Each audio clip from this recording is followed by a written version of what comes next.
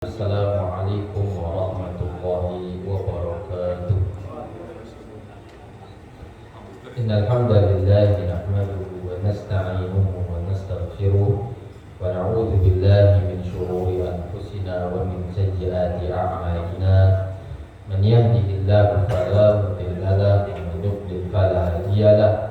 Asyhadu an la ilaha illallah wahdahu la syarika lahu wa asyhadu anna Muhammadan abduhu wa rasuluh. Ya ayyuhalladzina amanu taqullaha haqqa tuqatih wa la tamutunna illa wa antum muslimun. Ya ayyuhan nasu taqu rabbakumul ladzi khalaqakum min nafsin wahidah wa khalaqa minha zawjaha wa batha minhuma rijalan katsiran wa nisaa'a wattaqullaha alladzi tasaaluna bihi wal arham innallaha kana 'alaikum raqiba. Ya ayyuhalladzina amanu taqullaha wa qulu qawlan sadida yuslih lakum a'malakum wa yaghfir lakum dhunubakum wa man yuti'illaha wa rasulahu faqad faza fawzan 'azima. Amma ba'd. Bapak Ibu hadirin dan hadirat yang dimuliakan Allah Subhanahu wa taala, alhamdulillah kita bersyukur kepada Allah Azza wa Jalla atas segala limpahan rahmat dan karunia yang Allah berikan, sehingga pada kesempatan malam hari ini, malam Jumat, kita masih bisa berkumpul di dalam usaha dan upaya kita beribadah kepada Allah Subhanahu wa taala melalui majelis ilmu. Majelis ilmu adalah majelis yang diberkahi Allah, majelis yang kita beribadah kepada Allah, majelis di mana rahmat Allah, kasih sayang Allah turun kepada kita semua. Bahkan Nabi SAW mengatakan, orang yang bermajelis ilmu adalah orang yang sedang berada di jalan Allah dan dia sedang menjadi mujahid fisabilillah dengan dia bermajelis ilmu tersebut. Karena kita tahu bahwa majelis ilmu adalah tempat kita belajar, tempat kita menimba ilmu, yang ilmu tersebut bisa membuat kita atau menyelamatkan kita dari neraka Allah Subhanahu wa taala. Dari situ kita tahu mana halal, mana haram, mana yang baik, mana yang buruk.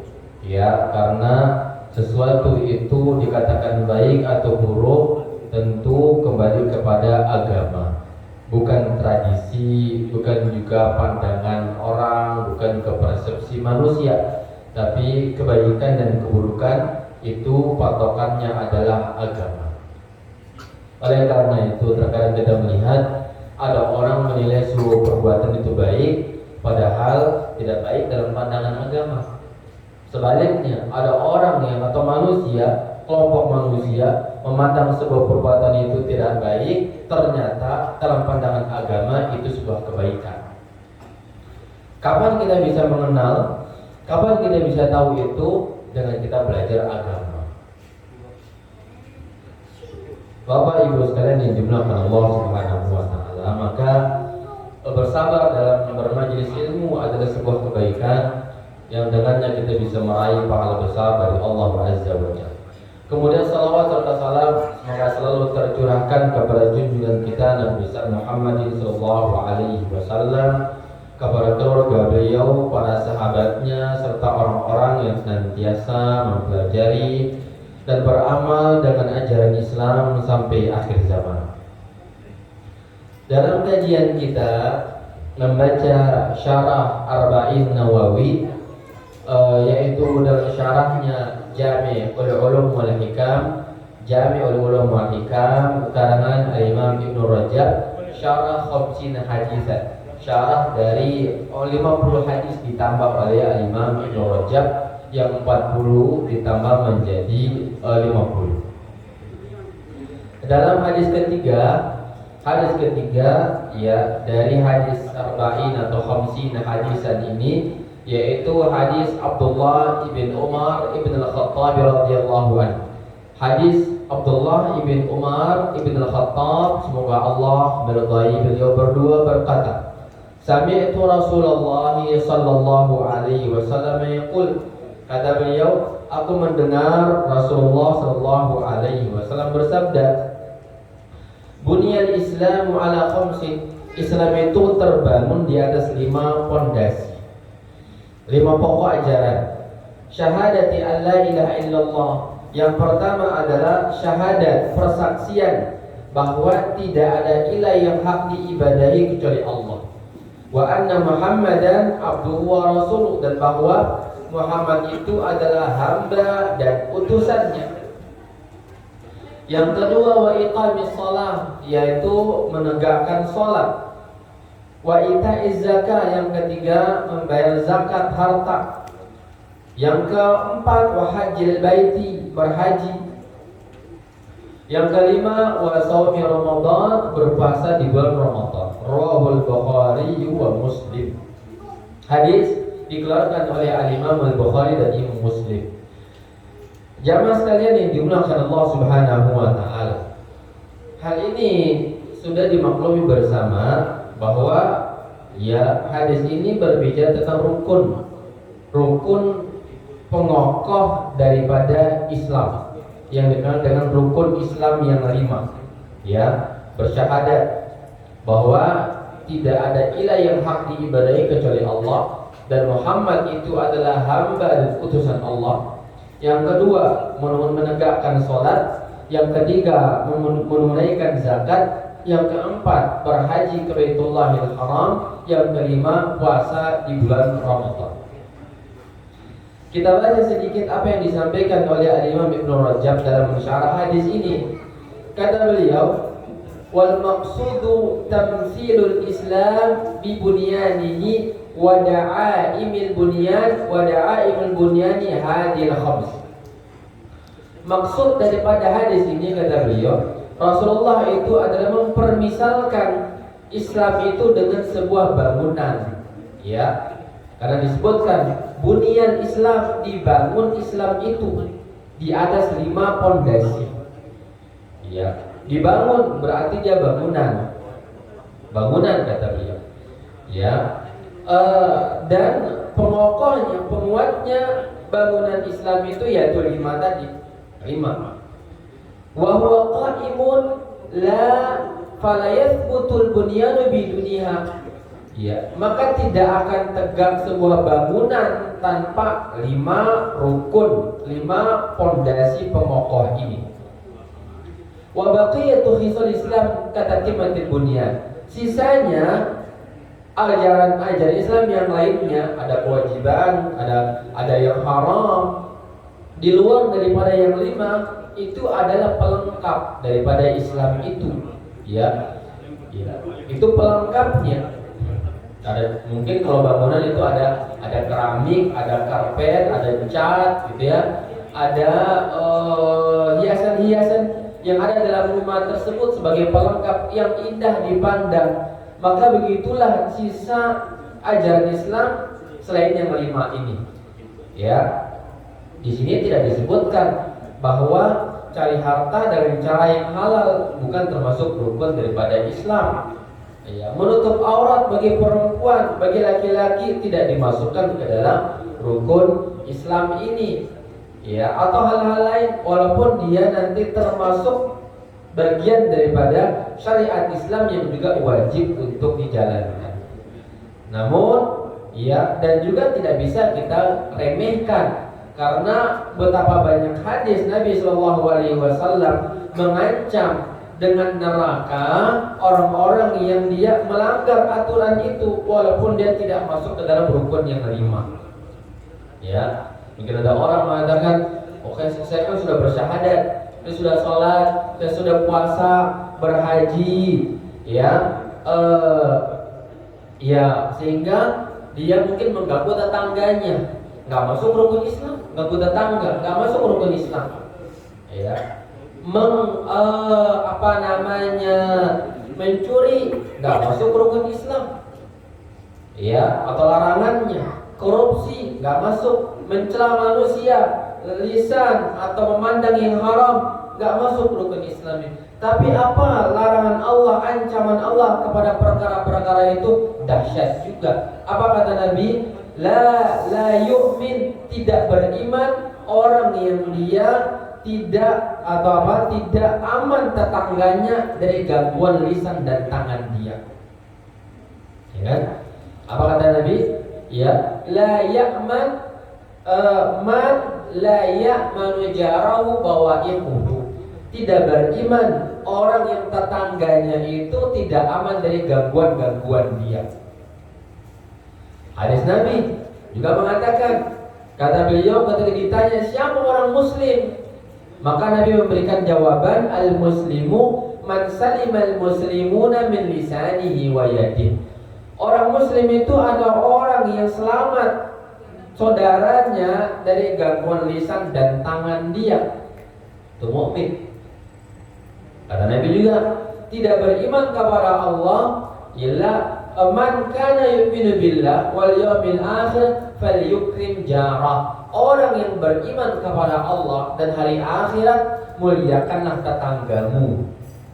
Muliakan tetangga, enggak masuk rukun Islam. Tapi Nabi mengatakan apa? Tidak ada iman. Dinafikan kesempurnaan imannya hanya gara-gara apa? Tidak memuliakan tetangga. Oh, berarti walaupun bersosial dengan tetangga, dengan lingkungan kita harus baik, ya.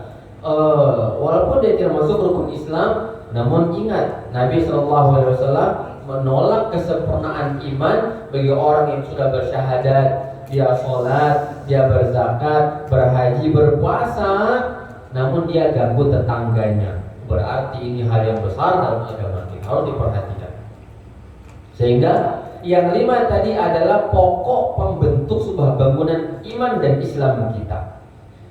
Standar dia dikatakan muslim jika dia sudah bersyahadat dengan konsekuensinya, jika dia sholat dengan cara yang benar, jika dia puasa Ramadannya, jika dia berzakat hartanya, jika dia berhaji ke Baitullahil Haram, jika dia mampu, itu standar keislaman. Standar Islam dia demikian. Hal-hal lain mengikuti. Dari dia cari harta yang halal, dia mendidik anak istri dia punya orang tua, wajib dia berbakti kepada mereka, dia punya asisten, wajib dia berikan hak upah, ya, dia punya atasan, dia sebagai warga negara, dia sebagai pemimpin punya kewajiban kepada bawahannya dan seterusnya. Yang itu merupakan pelengkap daripada ajaran Islam ini. Sehingga yang pertama disebutkan tadi, bangunan pengokoh ya Islam, rukun penguat bangunan ini adalah pertama bersyahadat bahwa bersaksi bahwa tidak ada ilah yang hak diibadahi kecuali Allah. Ya, yang dikenal dengan kalimat tauhid ini. Kalimat tauhid ini, kalimat la ilaha illallah ini diucapkan, ya, lalu diyakini dengan hati, lalu diamalkan konsekuensinya dengan anggota badan kita, maka orang ini sudah dikatakan muslim yang baik. Muslim yang baik. Nabi mengatakan, ya, bahwa dalam sebuah hadis yang dikeluarkan oleh Imam Ahmad, kata Nabi SAW, man syahida alla ilaha illallah mukhlishan min qalbihi aw yaqinan min qalbihi lam yadkhulin nar aw dakhala jannah. Barang siapa yang bersyahadat, bersaksi dengan lisan dia secara ikhlas dari hatinya, atau yakin seyakin-yakinnya dari hati tersebut mengucapkan la ilaha illallah, apa kata Nabi? Lam yadkhulin nar, tidak akan disentuh oleh api neraka, atau pasti masuk surga. Maksudnya apa kata ulama? Apa sekedar ucapan? Tidak. Ucapan yang diiringi dengan keyakinan hati, kemudian diamalkan dengan anggota badan. Dia sudah bersyahadat, bahkan KTP-nya sudah Islam.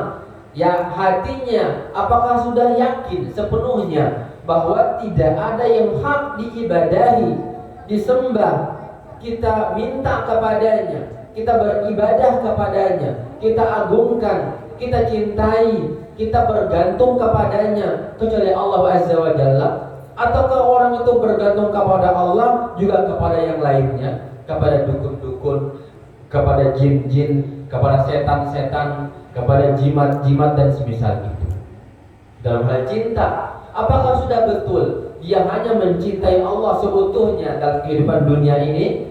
Karena jika dia berbagi cinta kepada Allah juga kepada yang lainnya, sungguh dia sudah mencoreng akan la ilaha illallahnya. Karena Allah yang mengatakan, wa minan nasi, kata Allah,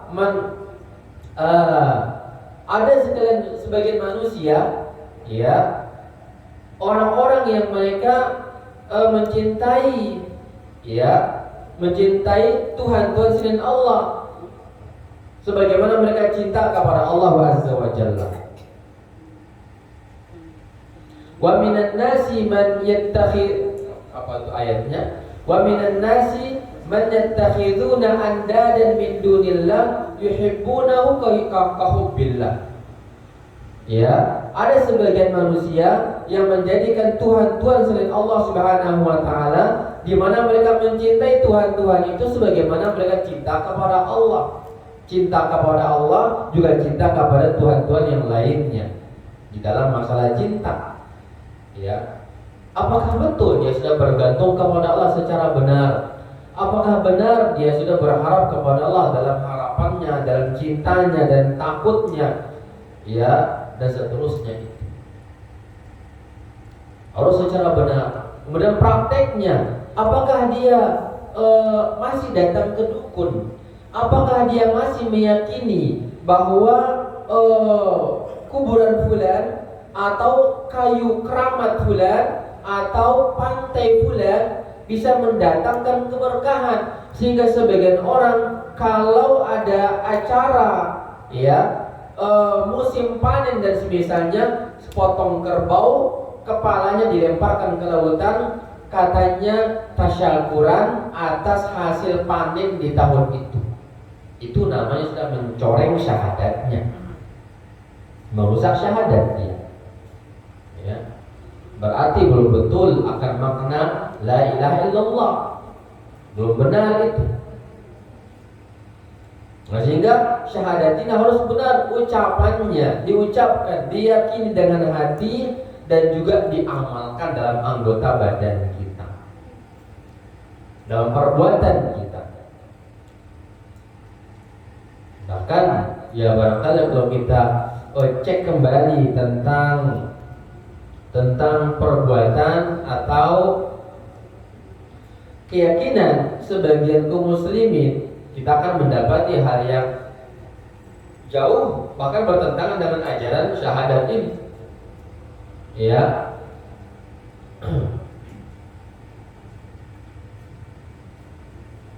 Allah mengatakan, walladzina ittakhadhu min dunihi awliya ma na'buduhum illa liyuqarribuna ila Allahi zulfa.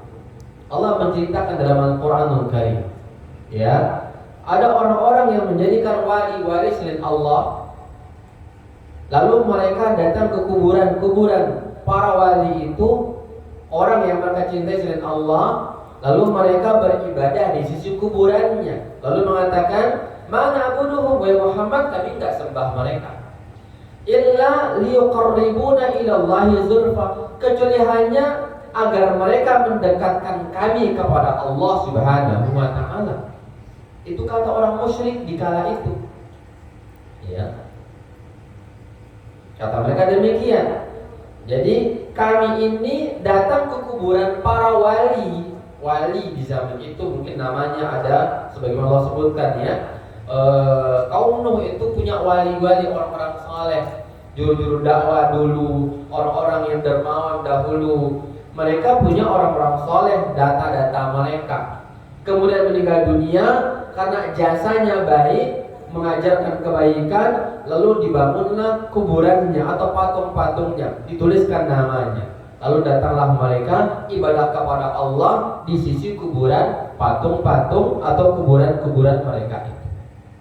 Disebutkan dalam surah Nuh, Allah berfirman, ya kaum Nuh berkata kepada sebagian yang lainnya, la, apa kata Allah, la tadharu, ya, alihatakum, janganlah kalian meninggalkan Tuhan-Tuhan kalian. Ya, jangan kalian tinggalkan waddan wala suwa'an wala ya'uq wala yaghut wa nasra. Jangan kalian meninggalkan Yaghus, itu nama wali di zaman itu. Ya'uq, Nasra, Wadda, nama orang-orang saleh di kala itu yang kemudian mereka lukiskan dalam bentuk patung, atau kuburannya mereka besar-besarkan, yang kemudian mereka sengaja datang ibadah ke sana, minta kepada Allah, namun di sisi kuburan orang itu semuanya.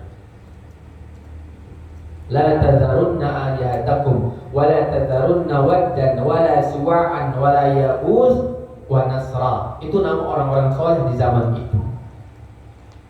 Ternyata dalam pandangan Islam, ibadah di sisi kuburan orang soleh, walaupun tujuannya kepada Allah, minta kepada Allah, tapi di sisi kuburan mereka dengan harapan agar mereka menyampaikan hajatnya kepada Allah, ternyata itu cara ibadah orang-orang yang musyrik diceritakan oleh Al-Quran.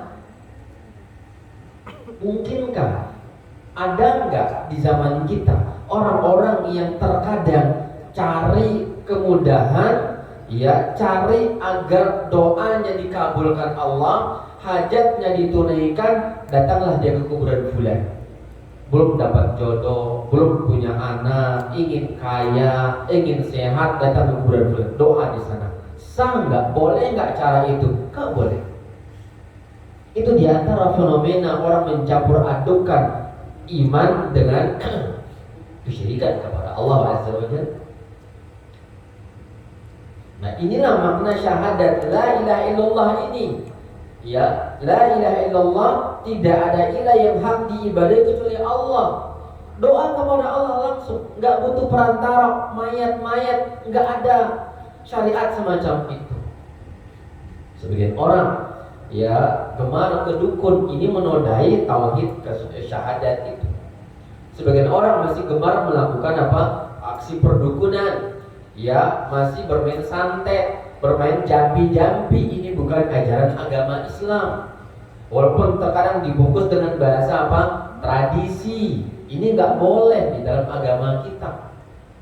Bahkan sebagian kaum muslimin saat ini cara beragamanya, berkeyakinan, ada angka-angka tertentu yang dianggap sial, bisa mendatangkan maslahat, menolak mudarat oleh orang Islam. Ada hari-hari yang mereka anggap sial, ada bulan-bulan yang mereka anggap sial, ada kejadian-kejadian yang mereka anggap sial. Contoh, orang kalau nabrak kucing, lalu kucing itu nggak dikuburkan, dan misalnya kata dia, ini pasti akan ada musibah malapetaka bagi saya, dan seterusnya. Padahal nggak ada bedanya kucing dengan ayam, dengan katak, dengan tikus tabrak di jalan, nggak ada apa-apa.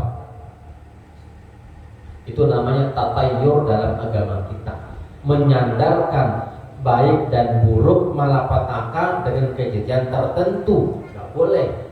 Di zaman Nabi ada namanya kasus tatayur, yaitu apa? Dulu orang Quraisy, bangsa Arab, pra-Islam jahiliyah, mereka kalau ingin bersafar, ingin berdagang, ingin menikah, ingin berperang, terbangkan burung. Bahasa Arab burung ta'ir, tatayur, menerbangkan burung. Jika burung ke kanan, mereka menyimpulkan, ini perjalanan bakal baik, jalan.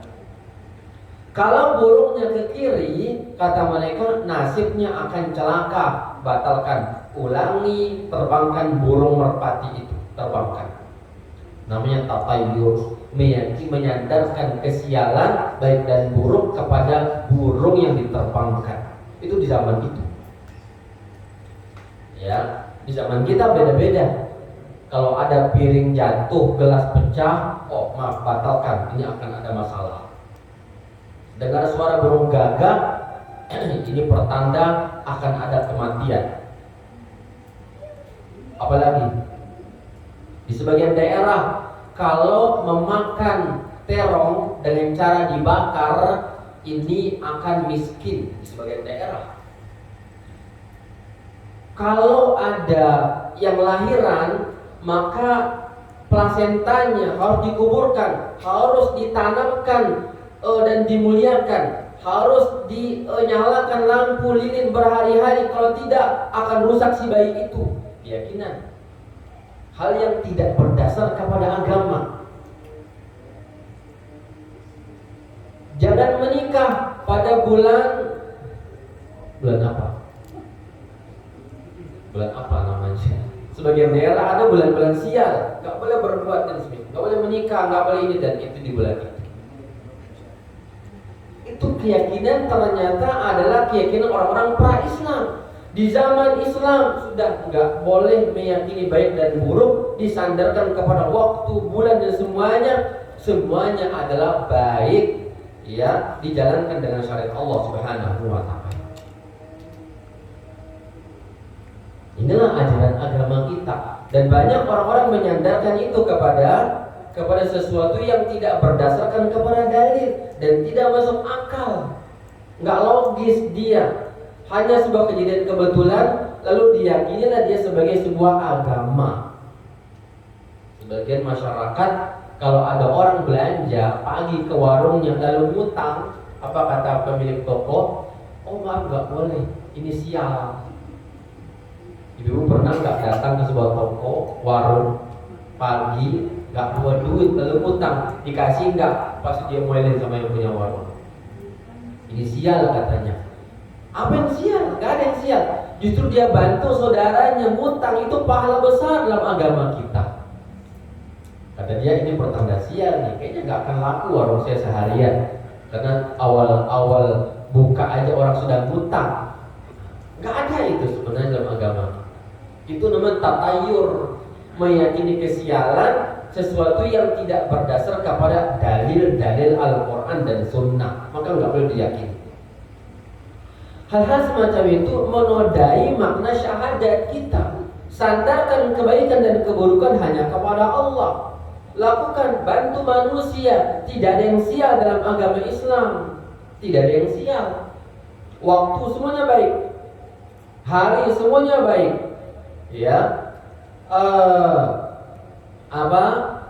Kejadian-kejadian yang ada baik dan mungkin buruk jika di sana ada maksiat kepada Allah Subhanahu wa taala. Jamaah sekalian, Bapak Ibu yang semoga dimuliakan Allah Subhanahu wa taala. Ini pondasi pertama Islam, yaitu apa? Memaknai syahadat yang benar, la ilaha illallah, yang artinya tidak ada ilah yang hak diibadahi kecuali Allah Subhanahu wa taala. Dalam makna ibadah yang universal. Ibadah itu kan macam-macam. Ibadah itu kata ulama mencakup banyak hal. Sujud ya ibadah, sholat ya ibadah, minta ya ibadah, tawakal ibadah, cinta ibadah, takut harap ibadah, menyembelih ibadah kepada Allah Azza wa Jalla. Jangan nyembelih untuk setan-setan, untuk jin-jin, haram, itu kesyirikan kepada Allah Azza wa Jalla. Karena Allah yang mengatakan, inna sholati wa nusuki wa mahyaya wa mamati lillahi rabbil alamin. Katakanlah salatku, ya, sembelihanku, hidup dan matiku hanya untuk Allah Subhanahu wa taala. Gak boleh menyembelih untuk jin-jin dan setan-setan. Sebagaimana banyak orang Islam saat ini takarrub kepada jin untuk mencari kekuatan ilmu gaib dan semisalnya. Orang itu dalam Islam adalah orang yang sudah membatalkan Islam dia. Jadi di dalam Islam itu ada kajian para ulama kita di dalam buku-buku fikih, babu hukmil murtad, hukum murtad dalam Islam.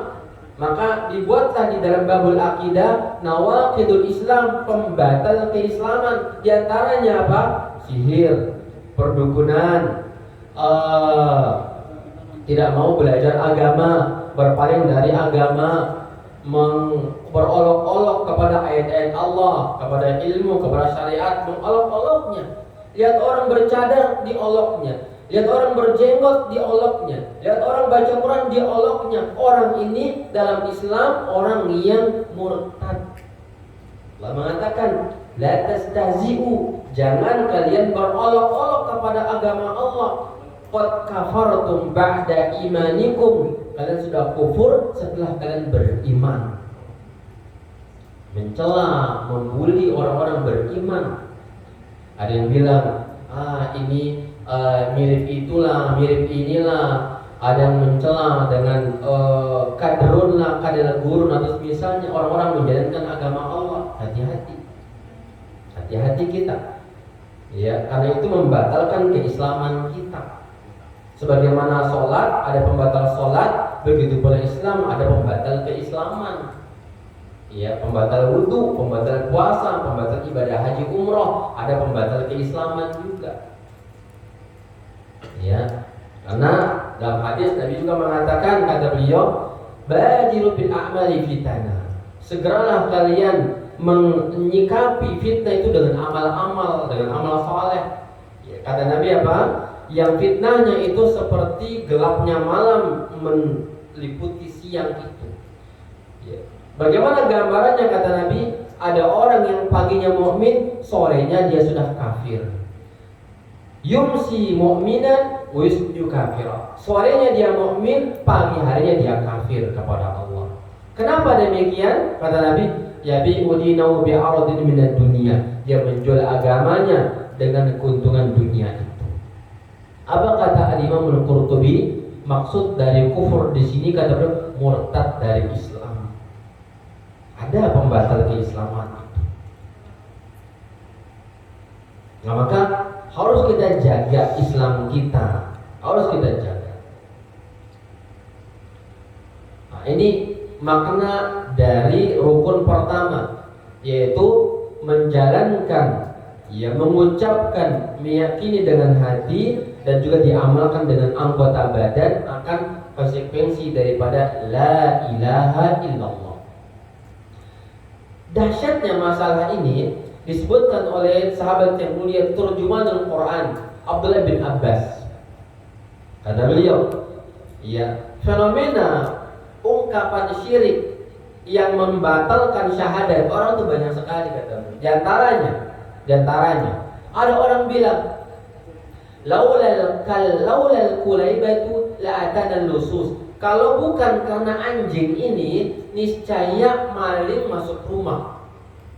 Apa kata Abdullah bin Abbas? Orang ini menolak lupa kepada Allah. Dia mengatakan menyandarkan keamanan rumah dia kepada anjing. Kalau bukan karena anjing, niscaya rumah kita akan kemasukan maling. Orang ini sudah melakukan kesyirikan pembatal keislamannya. Bahasa zaman now mengatakan, kalau saya nggak mengurus kartu BPJS, mungkin saya sudah mati dan nggak mampu membayar biaya pengobatan sakit saya, kesehatan saya. Disandarkan kesehatan kepada kartu BPJS-nya. Dia mengatakan lagi, saya tidak mau ke dokter fulan, berobatnya ke dokter fulan saja. Dia lebih bisa menyembuhkan penyakit saya. Lupa kepada Allah. Ini juga fenomena kesyirikan, kata sahabat Abdullah ibn Abbas. Kayaknya seringnya kita lupa kepada Allah. Berangkat dengan kendaraan kita, beli helm bagus, kendaraan servis, remnya, ganti oli dan semisalnya, bahan bakar sudah lengkap semuanya, mantel anti angin dan seterusnya. Ya, lalu dia keluar rumah, lupa tawakal kepada Allah Azza wa Jalla, menyandarkan keselamatan dirinya pada sistem keamanan kendaraan dia, jatuh pula ke dalam kesyirikan kepada Allah. Itu bagian ibadah. Maksud daripada tidak ada ilah yang hak ditawakalkan kecuali Allah. Sekarang orang itu tawakal kepada sistem keamanan yang ada pada diri dia. Ini juga fenomena kesyirikan kepada Allah Azza wa Jalla. Belum lagi yang lain yang dahsyat, pengobatan alternatif katanya, lalu dia ke dukun, ya, pengobatan yang supranatural dan misalnya itu yang tidak berdasar kepada cara-cara ilmiah, murni ilmu gaib. Ini adalah perdukunan dan diharamkan, bahkan ini membatalkan keislaman kita. Banyak fenomena itu, ya. nggak sedikit ya, banyak sekali. Fenomena orang ingin kaya datang ke gunung. Fenomena orang ingin kaya punya jimat-jimat. Fenomena orang ingin kuat, ingin selamat dari ini dan itu punya jin-jin yang dipelihara. Ya, dan seterusnya. Ini sudah keluar dari Islam. Bahkan dulu pernah kita sampaikan ya, dulu di zaman Umar bin Al-Khattab radhiyallahu an, tukang dukun, santet dan semisalnya itu hukum Islamnya dipenggal dalam agama Islam itu. Mungkin orang bilang itu radikal, ekstrim, tapi itulah perbuatan Rasulullah. Anda berani mengatakan Rasulullah ekstrim? Siapa yang berani mengatakan Rasulullah itu ekstrim? Atau Umar ekstrim? Abu Bakar ekstrim? Utsman ekstrim? Orang-orang yang dijamin surga itu. Nah, ini hal yang harus dipahami oleh kita tentang apa? Syahadat la ilaha illallah. Tidak ada ilah yang hak diibadahi kecuali Allah Subhanahu wa ta'ala. Yang kedua, wa iqamis shalah. Ya, menunaikan, menegakkan salat. Salat itu 5 ya, kita pahami salat itu 5. Sekarang banyak kaum muslimin ya mengaku Islam, salatnya hanya 3, salatnya hanya 2, ada yang hanya 1, ada yang nggak sholat sama sekali, ada yang sepekan sekali sholatnya, ada juga nanti yang cuma hari raya Idul Fitri atau Idul Adha sholatnya, ada seterusnya. Ya, kemudian juga setelah mengatakan bahwa dia 5, pelaksanaannya juga bagi laki-laki di masjid, perempuan contohnya di rumah, inilah sholat, ini sholat. Dan melaksanakan juga harus dengan kekhusyuan. Nggak bisa orang sholat itu sekedar sholat, nggak bisa. Karena Allah mengatakan dalam surah Al-Mu'minun, qad aflahal mu'minun alladzina hum fi sholatihim khashi'un. Beruntung orang yang beriman. Siapa yang beriman beruntung? Yang dia sholat. Bagaimana sholatnya? Khashi'un, khusyuk di dalam sholatnya. Kata Imam Al-Qurtubi, khusyuk dalam sholat itu termasuk fardunya sholat. Jika ada orang sholat nggak khusyuk, tidak dapat apa-apa dari sholat, nol sholatnya, nggak dapat apa-apa. Khusyuk itu wajibnya sholat, kata Imam Al-Qurtubi rahimahullah ta'ala. Bahkan saking dahsyatnya khusyuk itu, dialah perkara yang pertama kali hilang dari agama kita. Khusyuk dalam sholat, berat khusyuk itu. Ya, Hudzaifah ibn Yaman mengatakan, Rasul mengatakan, kata beliau, awwalu ma tafqiduna min dinikum al-khusyu' fi shalah. Yang pertama kali hilang dari agama kalian adalah khusyuk di dalam salatnya. Khusyuk dalam salat. Tumaknina dan misalnya hilang di zaman kita. Makanya ada orang di zaman Nabi sallallahu alaihi wasallam, ada sahabat yang masuk masjid lalu salat. Setelah salam apa kata Nabi? Maaf, Anda belum sholat, ulangi sholat Anda sekali. Dia ulang lagi sholatnya. Setelah salam, Nabi komentari lagi sholatnya. Kata Nabi, irji, ulangi sholatmu. Fa innaka lam tusolli, kamu belum sholat. Yang kedua kali. Datang lagi dia yang ketiga. Kata Nabi, irji, kembali sholat, ulangi sholatmu. Fa innaka lam tusolli, karena kamu belum sholat. Sampai ketiga kali dia mengatakan, ya Rasulullah, kalau begitu saya belum bisa sholat. Ajarkan aku sholat ya Rasulullah. Ajarkan sholat. Maka Nabi mengatakan, jika engkau ingin sholat, berwudulah yang benar. Kemudian berdirilah, hadaplah ke kiblat. Lalu bacalah yang kok mudah engkau bisa pahami, yang kau hafal dalam sholatmu, setelah Al-Fatihah lalu surat-suratnya. Lalu setelah itu Anda ruku sampai tumaknina dalam rukunya, tenang dalam ruku. Lalu i'tidallah, bangkit sampai tenang, jangan terburu-buru. Karena ada pembatal sholat namanya. Nggak semua sholat kita, orang yang sholat diterima oleh Allah, nggak ada, nggak bisa. Ada ketentuannya, ada rukunnya, ada wajibnya, ada syarat sahnya, ada sunnahnya, ada pembatal-pembatalnya, ada makruh-makruh sholat. Ya, sehingga Nabi juga pernah mengatakan dalam hadis yang dikeluarkan oleh Al-Bazzar dalam musannaf beliau, Apa kata Rasulullah? Ada orang yang sholat 60 tahun, Allah tidak terima satupun sholat dia. Lagi-lagi hadis yang sahih, hadis sahih. Apa kata Nabi? Orang itu sempurna rukuknya, sujudnya nggak sempurna. Bagaimana kesempurnaan rukuk dan sujud? Punggung harus lurus, tegak punggung itu. Sujudnya dahi, hidung harus menyentuh karpet. 7 anggota harus menyentuh karpet, tanah tempat kita sujud. 2 tangan, 4 2 lutut, 6 2 kaki, 7 tulang tengkorak, jidat, kening dan hidung masuk ke tulang itu. Apa kata Nabi? La salata liman lam tamussa anfuhul arda. Tidak sah salat orang yang hidungnya tidak menyentuh karpet tempat sujudnya. Hadis. Enggak semua orang salat itu top salat. Oh sudah 100, sudah soleh, sudah salat. Belum. Itu hadis. Hadis lain Nabi mengatakan juga, Inna Allah Azza wa Jalla la yanzuru, tidak akan melihat salat orang yang apa? Musbilal izar, orang yang celana sarungnya, jubahnya di bawah mata kaki kalau sholat. Allah tidak melihat sholatnya. Apa maksud tidak melihat sholatnya? Tidak sah sholatnya. Ini bagi laki-laki. Banyak saya melihat orang sholat itu sarungnya di bawah mata kaki, celananya di bawah mata kaki, jubahnya di bawah mata kaki. Sedangkan hadis Nabi mengatakan apa? Allah tidak melihat sholatnya. Sebagian ulama kontemporer menafsirkan batal sholatnya. Masya Allah. Orang mungkin menggampangkan itu. Islam punya SOP, sebagaimana orang punya SOP di perusahaan yang ketat dan dia ikuti SOP itu.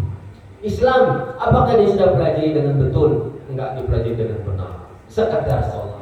Apakah diterima oleh Allah? Maaf, belum masuk. Enggak diterima oleh Allah SWT. Ikhlas, iya sudah ikhlas. Tapi prakteknya ikut Nabi enggak ikut Nabi, ditolak. Ulangi sholat Anda, ulangi sholat Anda. Banyak hadis. Kalau kita pelajari Islam itu, kita akan mengatakan berarti selama ini saya belum benar Islam saya, harus belajar. Kenapa? Ya karena saya belum belajar selama ini. Dari TK, dari SD, SMP, SMA, jurusannya enggak pernah agama. Kuliah nggak pernah agama. Lalu bagaimana dengan sholatnya? Nggak pernah paham apa bacaan sholat itu.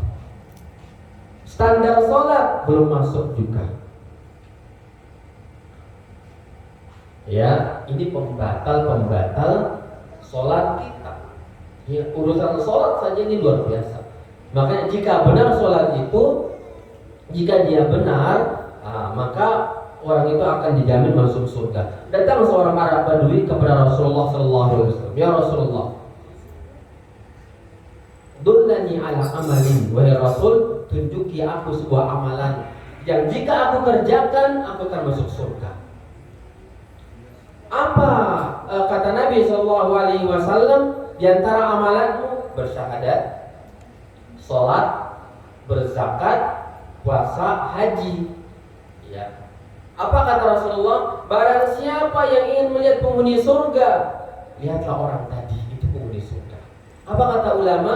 Al-Imam Ibnu Hajar rahimahullah ta'ala mengatakan, kita bisa masuk surga dengan rukun yang kelima jika benar pelaksanaannya. Sholat kita betul, ikhlas kepada Allah, prakteknya benar, maka kita bisa seperti Arab Badui tadi. Yang apa? Dia bertanya tentang 5 rukun, lalu dia mengatakan, dia bertanya, ya Rasulullah, apakah ada yang lainnya selain yang 5 ini? Tidak, kecuali engkau mengerjakan yang sunnah-sunnah, sholat sunnah, sedekah sunnah, haji sunnah dan yang lainnya. Sehingga, ya apa kata dia? Demi Allah, aku tidak akan menambah daripada yang 5 dan tidak akan aku kurangi dari yang 5 itu. Apa kata Nabi? Shadaqah. Jika dia benar, in sadaqah dakhala jannah. Jika dia jujur dalam ungkapan itu, dia pasti masuk surga. Tapi apa kata Imam Ibnu Hajar? Siapa yang mampu seperti orang itu zaman sekarang? Khusyuk dalam sholatnya, ikhlas dalam ibadahnya, prakteknya benar, sudah jarang. Kita inginnya sholatnya terburu-buru, ya. Bahkan kata Imam Ibnu Hajar, Nabi itu kalau sholat, ya kata beliau, bacaan sujud dan rukuknya itu standarnya 10 kali zikir itu. Sujud subhana rabbil a'la wa bihamdi, subhana rabbil a'la wa bihamdi, subhana rabbil a'la wa bihamdi, subhana rabbil a'la wa bihamdi, subhana rabbil a'la wa bihamdi, subhana rabbil a'la wa bihamdi. 10 kali itu standar bacaan Nabi. Kita sekali saja langsung bangkit. Ya. Rukuk pun sama demikian. Rukuk demikian. Iya. Nabi itu menikmati sholatnya. Sampai-sampai kata beliau, "Waju'ilat qurratu aini fi sholat." Allah akan menjadikan kesejukan hati, ketenangan jiwa dalam sholat. Jika ada masalah, sholat obatnya, akan ada ketenangan di sana. Kita beda. Lihat imam panjang bacaannya, protes, batuk sebagai pertanda ini imam sok paling panjang bacaannya. Tolong segera dihentikan sholatnya. Batuklah jamaah di belakangnya sebagai isyarat apa? Agar sholat segera dihentikan, biasanya demikian. Batuklah berapa orang jamaah yang sudah kena batuk, kayak batuk. Padahal Rasulullah kalau sholat bacaannya panjang, nikmat bacaannya dalam sholat dan menikmati, sehingga dan itulah komunikasi beliau dengan Allah Azza wa Jalla, tenang jiwanya, batinnya. Bahkan kita disuruh untuk perbanyak doa di dalam sholat untuk mendapatkan ketenangan itu. Sujud itu tempat dekatnya kita dengan Allah. Siapa yang saat ini dia mampu berdoa memperlama sujudnya? Jarang. Sedangkan Nabi yang bilang, aqrabu ma yakunu bainal abdi wa rabbihi wa sajidun. Kondisi terdekat hamba dengan Allah, kondisi dia sedang sujud dalam sholatnya. Maka perbanyak sujudnya, perlama sujudnya, dan perbanyak doanya kepada Allah Azza wa Jalla. Bahkan sebagian ulama kita mengatakan sebaik-baik doa dalam sholat, sebaik-baik doa dalam sujud kita itu sebaik-baik doa. Nah, kaum muslimin terkadang berbeda. Sholatnya super singkat. Nanti doa setelah sholat panjang banget doanya. Sudah begitu nggak paham lagi doa yang dibaca, hanya hafal. Maka Allah nggak terima doa itu. Allah tidak akan menerima doa dari hati yang lalai, yang nggak ngerti. Allah tidak terima. Sedangkan Allah itu mengatakan apa? Amman yujibul mattar idza da'a. Siapa yang mengijabai doa orang terdesak? Jika dia doa kepada Allah, terdesak dulu hati kita, Allah baru terima doa itu. Sekarang orang asal amin, gak ngerti yang dibaca. Bagaimana Allah terima doa itu? Ya. Nah, ini jadi sholat adalah segala-galanya bagi Rasulullah, para sahabatnya dahulu. Bahkan sahabat yang mulia Abdullah bin Mas'ud mengatakan, kata beliau, dulu kami man ahabba, kata beliau, an yalqallaha qadan musliman falyuhafid ala haula'i shalawatul khams min haitsu yunada bihim. Barang siapa yang ingin matinya husnul khatimah, ingat, ingin mati baik husnul khatimah, tolong jaga sholatnya yang 5 di mana dia dipanggil. Di masjid dipanggil. Bagi laki-laki, jaga sholat yang 5 di masjid jika dia ingin mati husnul khatimah esok ketika dia wafat. Itu caranya, kata sahabat Abdullah bin Mas'ud. Nah, sekarang orang banyak ingin mati husnul khatimah, sholat juga enggak, sholatnya di rumah bagi laki-laki, lalu berangan-angan semoga husnul khatimah, amin, kata yang lainnya. Bagaimana datang husnul khatimah? Sholatnya bukan pada tempat sholat. Masjid kita bangun megah-megah di lantai 2, lantai 3, renovasi, galak-galak di perjalanan, di jalan raya, halangi lalu lintas dan semisal itu. Sepanjang jalan meruyuk ada 5-6 penggalang dana untuk renovasi masjid. Setelah jadi masjidnya 2 lantai, 3 lantai, tidak ada perkembangan jamaah sholat itu. Bermegah-megahan dalam bangunan saja itu tanda hari kiamat. Bermegah-megahan dalam bangunan dan tidak ada makmurnya dan ketaatan kepada Allah. Diajak belajar agama di masjid yang direnovasi, malas belajar agama. Diajak sholat subuh, nggak kunjung datang juga. Untuk apa dibangun itu masjid? Mending bangun pesantren, ya, biaya pendidikan yang gratis untuk masyarakat muslim yang mau belajar agama dengan benar. Ajarkan bahasa Arab, datangkan guru-guru bahasa Arab yang benar ke negara kita ini. Dengan dana sekian miliar yang diberikan kepada masjid dan bangunan yang juga tidak kunjung dimakmurkan oleh masyarakat. Ada yang kadang bangun menaranya saja 2 miliar. Menara, untuk apa menara? Menara masjid untuk apa? 2 miliar biayanya. Buang-buang harta, tidak ada manfaatnya itu semuanya. Menara tidak ada manfaat dalam agama kita. Allahu Akbar. 2 miliar, 3 miliar untuk menara doang. Allahu Akbar. Sudah mengganggu lalu lintas dan semisal itu. Setelah dibangun masjidnya, nggak sholat juga di situ. Untuk apa? Nah ini jadi sholatlah yang benar. Rukun Islam yang kedua, sholat. Bahkan saking pentingnya sholat ini karena dia 5 sehari semalam. Kalau zakat kan orang jarang berzakat. Ya, haji ya setahun seumur hidup sekali saja kewajibannya. Puasa setahun sekali dalam sebulan dalam setahun sekali. Sholat 5 kali sehari semalam. Karena saking pentingnya dan berat pelaksanaannya, Nabi mewajibkan setiap orang tua. Nah, ini kewajiban orang tua nih. Terkadang nggak dijalankan oleh orang tua. Muslim sebagai orang tua nggak menjalankan pekerjaan rumah tangganya. Apa itu? Kata Nabi, muru auladakum bisolati abna'u sab'in. Suruh anak-anakmu sholat umur 7 tahun. 7 tahun. Suruh mereka sholat. Ini tahapan pertama. Kata Nabi, wadribuhum alayya, pukul anak itu. Jika sudah 10 tahun belum mau sholat, pukul mereka. 10 tahun belum mau sholat, wajib dipukul oleh ayahnya untuk pendidikan anak itu.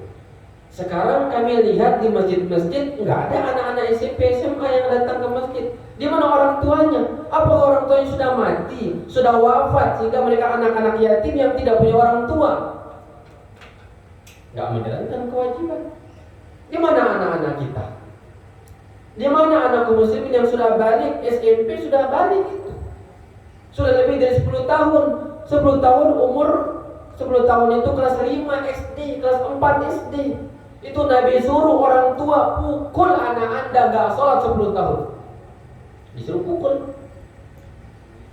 SMP sudah balik, sudah mimpi basah, sudah kenal lawan jenisnya, gak sholat juga, gak disuruh juga. Rumah tangga anda, rumah tangga yang tidak dibangun di atas samawa, rumah tangga yang hancur dan rusak, anda tidak menjalankan kewajiban anda sebagai orang tua.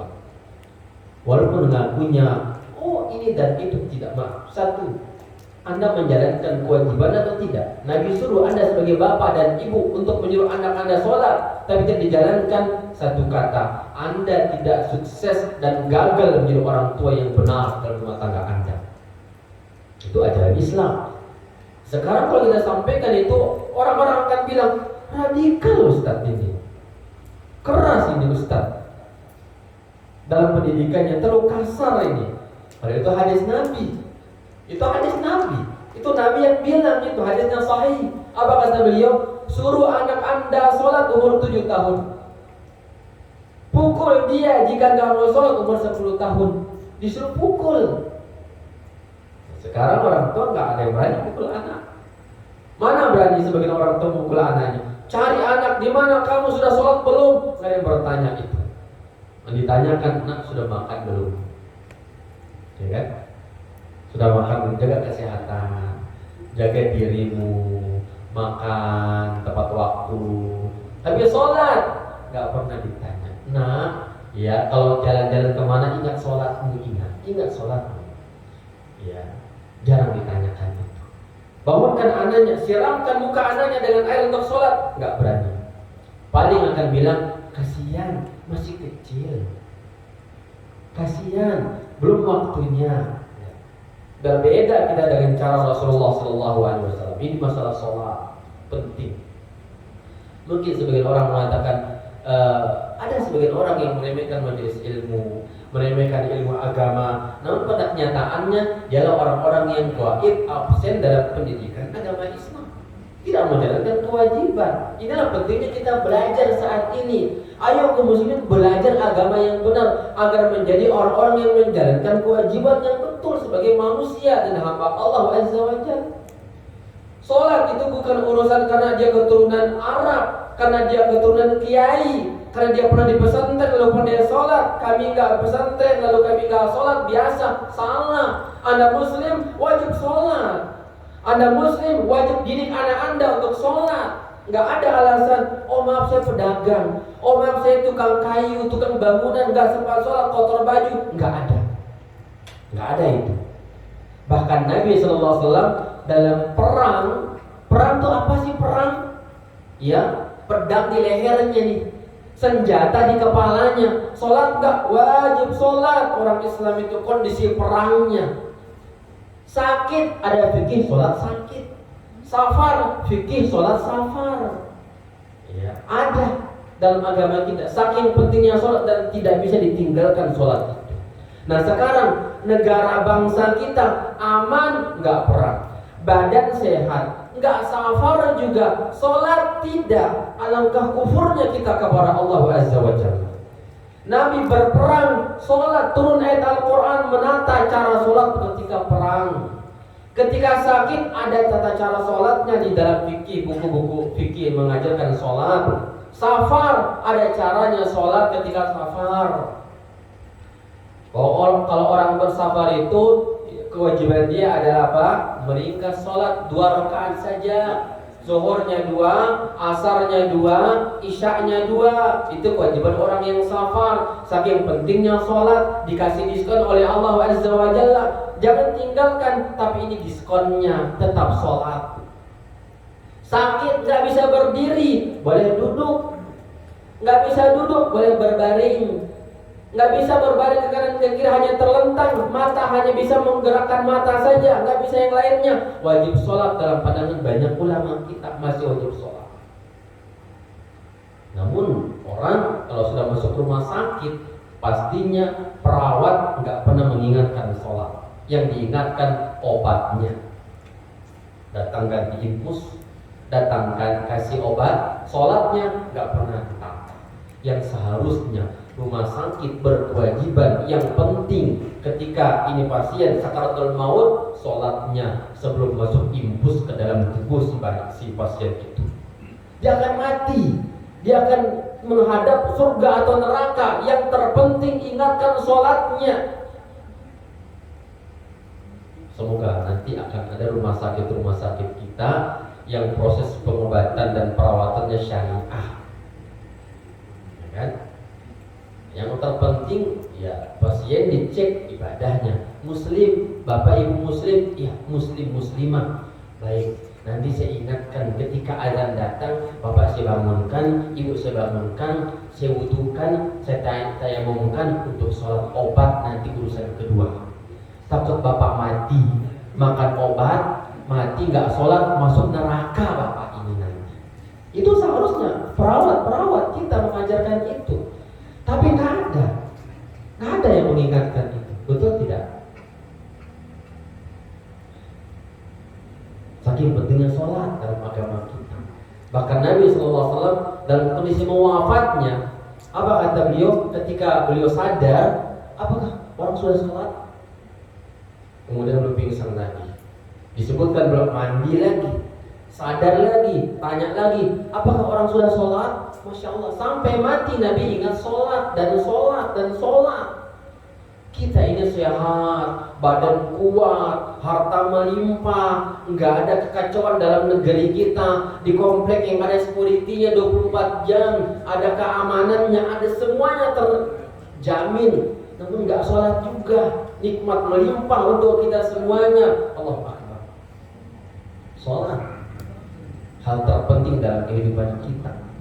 Karena sholat itu kata Nabi ibarat dia apa? Sholat yang kelima ibarat sungai yang besar di depan rumah kita. Nabi bertanya, jika seandainya salah seorang di antara kalian punya sungai di depan rumahnya yang mengalir deras, lalu dia mandi sehari semalam 5 kali, apakah ada kuman di badan dia? Kata sahabat, tidak ada wahai Rasul. Begitulah sholat. Dosa ba'da zuhur akan terhapus dengan sholat asar. Dosa setelah asar akan terhapus dengan sholat maghrib. Dosa setelah maghrib akan terhapus dengan sholat isya. Dosa setelah isya akan terhapus dengan sholat subuh. Inilah Islam. Maklum kita ini pendosa, mata kita pendosa, mulut kita suka menggibah, mulut kita suka makan yang haram, maka sholatlah penawar semuanya. Datang sahabat kepada Rasul, ya Rasulullah, semalam wahai Rasul, aku memperlakukan pelecehan kepada seorang perempuan, kata dia. Aku lakukan ini dari kecuali satu, nggak berzina saja dengan orang itu. Semuanya aku lakukan wahai Rasulullah. Apa kata Nabi? Apakah anda sudah sholat subuh bersama kami? Sudah wahai Rasulullah. Apa kata beliau? Maksudnya ayat Al-Quran. Innal hasanati yudhibna sayiat. Kebaikan-kebaikan itu akan menghapus keburukan anda semalam dengan sholat subuh anda itu. Lihat, ini sholat. Jika dia benar, jika khusyuknya dapat, pelaksanaannya di masjid berjamaah, maka apapun dosa orang itu bisa batal dari sholat itu. Penting sholat itu. Bahkan dikatakan apa? Dia adalah barometer baik buruknya kehidupan orang jika dia sholat. Sekarang sholatnya nggak benar. Ya, perempuan afdalnya di rumah harus belajar fikih sholat yang betul. Cara ruku yang benar, punggung sujud yang benar tegak atau tidaknya, mata kemana memandang, bacaannya, kefasihan al-fatihahnya, kebenaran bacaan al-fatihahnya, ayat-ayatnya, hafalannya kayak harus belajar agama semua orang muslim dan muslimah. Didik anak-anaknya di rumah. Oleh karena itu, afdolnya bagi laki-laki sholat sunnahnya di rumah. Untuk apa? 4 keutamaannya. Pertama, pendidikan untuk anak-anaknya.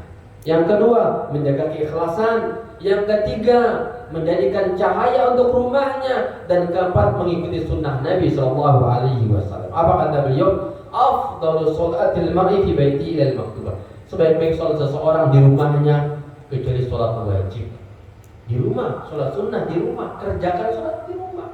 Agar anak-anak mencontohi si ayah ini, ayah orang saleh, dia sholat, maka anak pun terlatih dengan sholat. Sholat pendidikan yang besar untuk kita dan anak-anak kita, bahkan rumah tangga kita. Jamaah sekalian yang dimuliakan Allah Subhanahu wa taala. Sekiranya ini yang dapat disampaikan ya, semoga ada manfaat kepada semuanya tentang bangunan Islam. Ada tadi sedikit ya berbicara masalah syahadat dan juga sedikit berbicara masalah sholat. Kelengkapan itu semuanya dibahas dalam buku fikih ya, fikih sholat sebagaimana akidahnya, tentang syahadat di dalam bab akidah.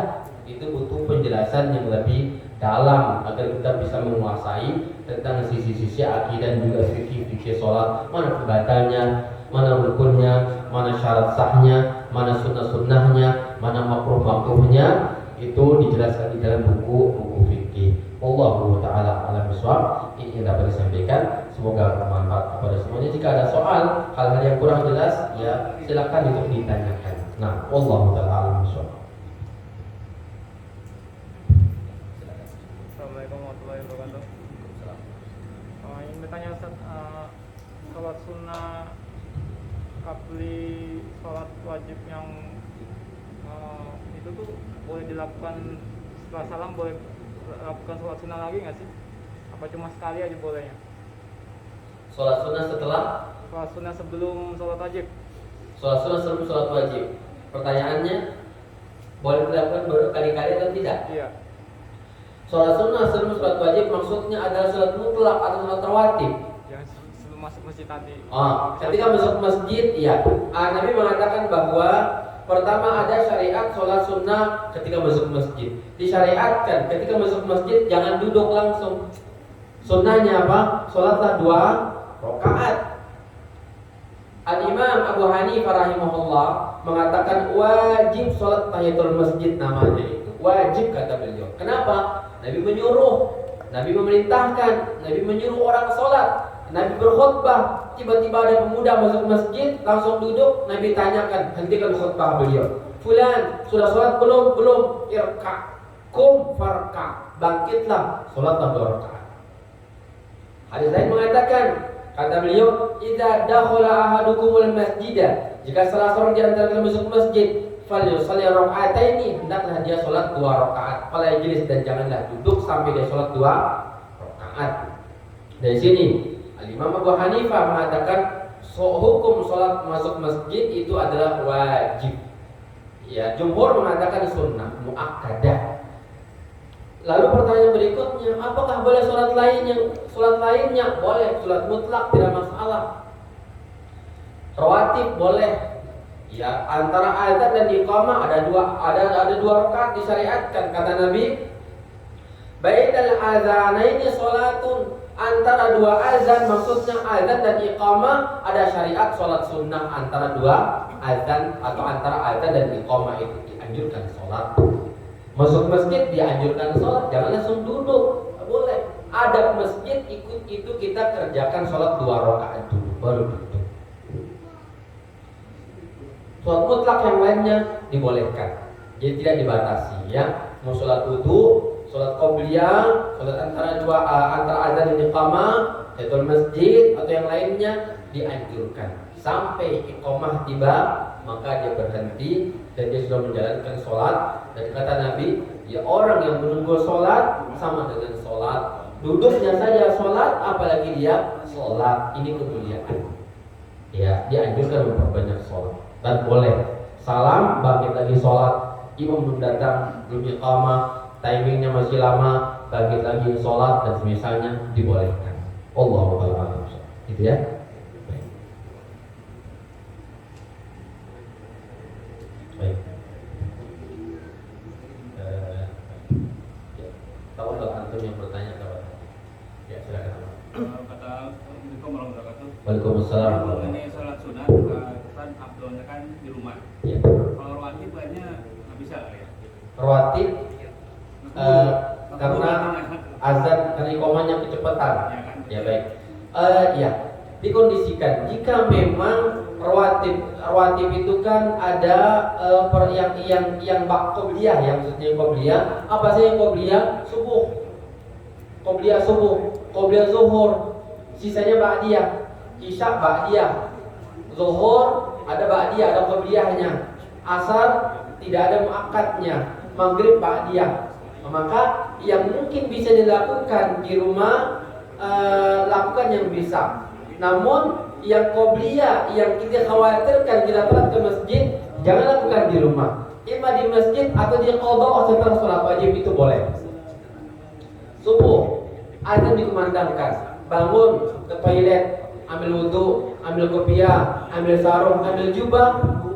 Takut iqamah kecepatan, segera ke masjid. Enggak dapat qobliyah subuh, nanti di qadha setelah salam boleh. Bangkit langsung, atau nanti ketika duha di qadha sholat 2 rakaat qobliyah subuh qadhaan, itu boleh.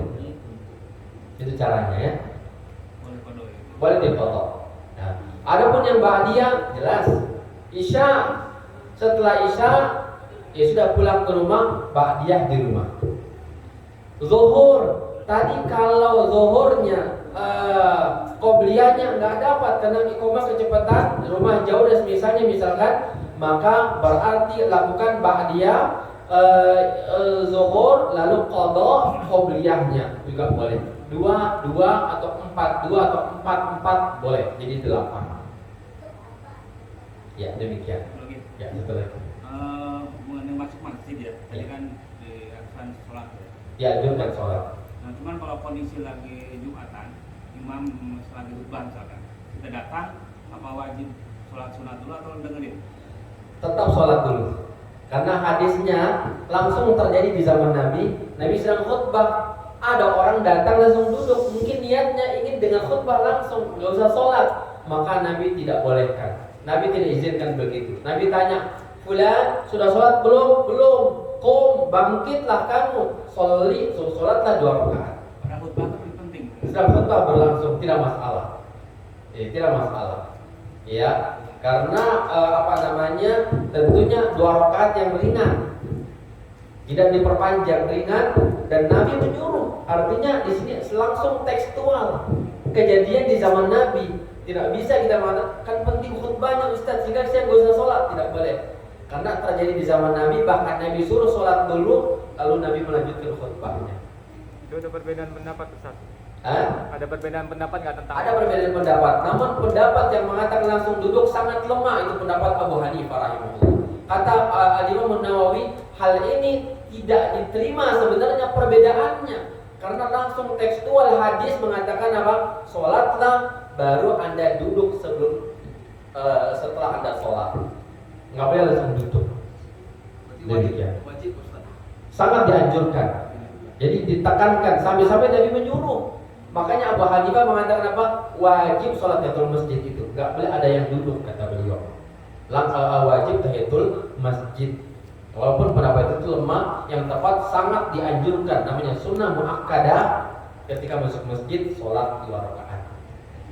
Baik. Lanjutannya maaf kan? Ya. Nah kalau lagi Jumatan lagi masuk, lagi adzan tuh dengerin adzan dulu atau sholat? Baik. Ketika Jumatan lalu azan dikumandangkan, afdal mana bagi yang datang sholat 2 rakaat langsung atau simak azan dulu, jawab azan dulu? 2 pendapat ulama ahli sunnah. Imam Syafi'i mengatakan simak azan lalu sholat 2 rakaat. Imam Syafi'i untuk mendapatkan 2 keutamaan. Karena jawab azan lalu doa setelah azan, keutamaannya dapat syafaat Rasul di padang mahsyar. Keutamaan jawab azan. Iya. Kemudian kata beliau sholat 2 rakaat juga dapat keutamaan. Jadi bisa dijamak dua-duanya, bisa dikompromikan dua-duanya. Jawab azan bisa, sholat juga bisa, dan segera simak khutbahnya. Ini pendapat Imam Syafi'i. Imam Ahmad mengatakan tidak, langsung sholat tanpa jawab azan, karena untuk mengejar wajibnya simak khutbah. Kata beliau demikian. Namun yang rajih, wallahu taala a'lam bishawab, pendapat Imam Syafi'i lebih kuat, menjamak 2 kebaikan di situ. Simak azan dulu, setelah azan segera sholat 2 rakaat yang ringan dan simaklah khutbah untuk mendapatkan nasihat dari khotib tersebut. Demikian. Wallahu taala a'lam bishawab. Nah, Ustaz, ya.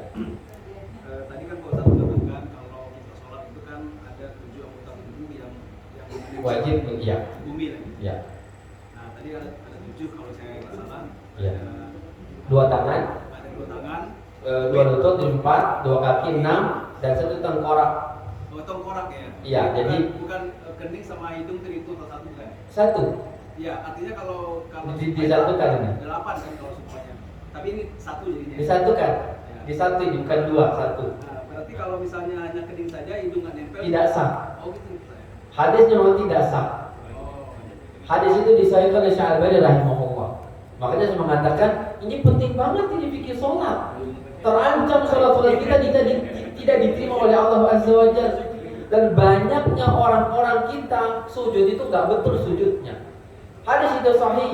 Jika diizinkan nanti balik kita kaji perbaikan fikih sholat dalam judul buku Akhtaul Musallin, Al-Qaul Al-Mubin fi Akhtaul Musallin, karangan Syekh Masyhur Hasan Salman, ulama Yordania. Mengarang buku tebal, judulnya Kritik Masalah Kesalahan Sholat dengan hadis-hadis yang sahih dituangkan di dalam kitab itu. Jadi jidat itu sama hidung Satu tulang. Kening dan hidung 1 tulang. Jika kening saja tanpa hidung, terancam tidak sah sholat kita. Harus kening, hidung harus kesentuh. Ya, alhamdulillah kita nggak mancung-mancung banget. Insya Allah bisa. Ada yang lain? Adanya Ustaz. Ya. Tadi kita sampaikan semua hari itu baik. Ya. Semua hari itu baik. Baik, ya. Ini pertanyaannya agak nyeleneh ya. Iya. Kalau misalkan Idul Fitri atau bulan puasa, Ya. kita nyunatin anak atau nikahan itu gimana? Oh. Setelah sholatnya gitu. Setelah Id. Nah, Setelah sholat Id, kita mengadakan sunatan anak atau menikahkan anak, apa hukumnya? Tidak ada masalah. Tidak ada masalah di situ. Ya, jadi tidak ada larangan di sana. Ya, tidak ada larangan di sana. Jadi boleh, hal yang sangat dibolehkan. Ya, tidak boleh menunda-nunda pernikahan anak-anak kita. Zaman fitnah, jangan sampai terjadi hal-hal yang dilarang sebelum mereka menikah. Ya, maka di negara kita banyak aturan. Ya, katanya kalau kakaknya belum menikah, nggak boleh adiknya menikah. Kalaupun menikah harus bayar sekian pajaknya kepada kakaknya. Ini tidak benar ini. Yang dapat jodoh dulu nikahkan dulu, ya kan? Yang mana saja, ya. Dan kapanpun dan selagi dengan laki-laki atau perempuan yang baik dan sesuai dengan ajaran dan ada kesepakatan, ada walinya, ada kedua mempelainya dan terpenuhi syarat-syaratnya, nikahkan segera kedua mempelai itu. Ya. Baik. Jadi tidak ada larangan dalam hal-hal semacam itu. Baik. Nah, wallahu ta'ala a'lam bishawab. Ada lagi yang lain? Baik, silakan. Tadi kan dijelaskan terkait surat pendek yang dibaca. Rasulullah membaca surat panjang gitu. Panjang, ya. Kita menikmati itu. Nah, tapi kan ada sahabat juga dilarang pada saat dia kembali ke masjidnya atau ke kampungnya, Ya. dilarang untuk membaca surat panjang-panjang. Iya, Nah, itu bagaimana? di sini dikira gimana? Kadang-kadang kita kan belaga sibuk gitu. Iya. Kejadian pada sahabat Mu'adz bin Jabal, sholat bersama Rasulullah. Bersama Rasul dia sebagai makmum. Pulang ke komplek dia ditunggu oleh kaumnya di sana, oleh teman-temannya. Jadi imam lagi di sana sholat isya 2 kali dia. 2 kali. Sampai di komplek dia, ternyata dia karena dia penghafal Quran, orang mulia, pemuda saleh di kalangan mereka, diminta jadi imam lagi dan sengaja ditunggu. Ternyata dalam imamnya dia baca Al-Baqarah 2 juz, hampir 3 juz. Sebagian sahabatnya yang tadinya berdagang siang, peternak siang, kewalahan berdiri menunggu Al-Baqarah yang 3 juz itu. Sampai-sampai ada sahabat yang keluar jamaah, sholat sendiri, berdebat dengan dia, sampai itu kepada pengadilan Rasulullah SAW. Maka keluarlah kata Nabi, ya Mu'adz, afattanun anta, apakah anda tukang fitnah wahai Mu'adz? Jika anda sholat bersama orang-orang awam, maka bacalah Ad-Duha, bacalah Al-Lail, bacalah Asy-Syams yang semisal dengan itu. Lalu Nabi juga bersabda dalam hadis yang lainnya, jika salah satu di antara kalian menjadi imam, maka perhatikanlah makmumnya. Di sana ada orang tua, ada orang sakit, ada orang yang punya hajat dan kebutuhan, maka ringankan bacaannya. Sebagian ulama mengatakan ringan di sini bukan hawa nafsu dari jamaahnya, hendaklah mengikuti standar Nabi di dalam sholat itu. Betul, Nabi pernah mengulang sholat, mengulang bacaan dalam sholat beliau. Pernah juga membaca Al-Zalzalah 2 kali dalam setiap rakaatnya. Al-Zalzalah diulang. Pernah juga membaca Al-Ikhlas. Pernah juga yang lain. Tapi umumnya Nabi itu kalau baca panjang. Ya, umumnya kalau baca panjang. Namun itu kembali kepada kemaslahatan bersama. Imam harus pandai melihat kondisi makmumnya. Jamaah yang ada rata-rata bisnis, misalkan pedagang, maka boleh diringankan. Namun ringan yang tidak mengurangi kekhusyuan dan tumaninah di dalam sholat. Ya, demikian. Ya, jika sholat sendiri, panjangkan sholatnya. Jika berjamaah, ringankan kata Nabi, karena di sana ada orang tua, orang cacat, orang yang butuh pekerja, orang yang sibuk, orang yang sakit dan semisalnya, maka ringankan. Namun ringan yang apa? Tidak mengurangi tumaninah dan khusyuk. Tidak seperti sholat yang selalu ditayangkan di TV One setiap Ramadan 23 rakaat hanya dalam 3 menit. Itu tidak sah. Itu mengalahkan kereta api Jakarta Bandung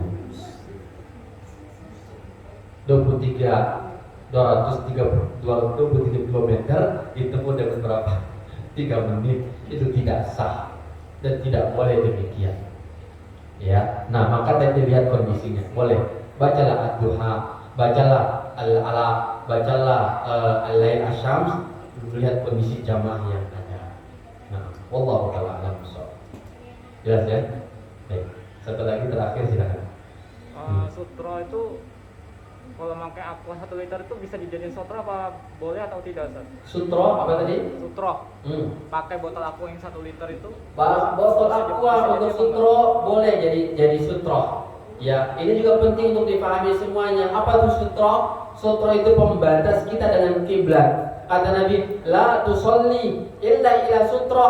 Janganlah sholat kecuali menghadap sutro Anda. Makanya sutro itu dalam pandangan yang rajih dia wajib. Sutro, tembok, tiang, orang yang sholat, meja, tas boleh jadi sutro. Ya, karpet, garis karpet tidak sah jadi sutro. Orang kalau sholat hendaklah langsung maju ke depan atau ke tiang untuk menjadikan dia sutro. Karena jika tidak ada sutro, orang lewat mengganggu bahkan membatalkan sholat kita. Nabi SAW pernah sholat menghadap tembok, tiba-tiba lewat kambing, maka Nabi maju dorong kambingnya dan beliau menghalau kambing tersebut. Bahkan kata Nabi, wala tada ahadan, jangan biarkan seorang pun yang murru baina yadayka, lewat depan kamu, fa in aba, jika dia enggan ingin tetap memaksa, fal tuqatilu, perangilah orang itu, jangan sampai merusak sholat Anda. Berarti sutra itu wajib. Ya, wajib jika ada dan mampu. Dan Nabi SAW tidak pernah sholat kecuali menghadap sutra. Di padang pasir belum punya tongkat. Ya, kemana-mana Anas bin Malik bawa tongkat dijadikan sutra sholatnya Rasulullah Sallallahu Alaihi Wasallam. Itu namanya sutra, pembatas antara kita dengan kiblat agar tidak ada orang lalu lalang di depan kita. Jika dia lewat di balik sutra tidak masalah. Jika dia lewat depan kita, maka akan mengurangi pahala sholat kita. Allahu ta'ala a'lam bishawab. Adapun botol air mineral yang 1 liter itu sudah sah jadi sutra. Ya, namun kurang bagus kalau berupa botol itu karena takutnya nanti orang bisa melamun, menghayal dengan botol itu. Ya, dan semisalnya. Dilihatlah gambarnya, lihatlah tulisannya, lihatlah kejernihan airnya, maka akan mengganggu khusyuan di dalam sholat. Baik, sekian cukup ya. Ini yang dapat disampaikan, semoga bermanfaat kepada semuanya.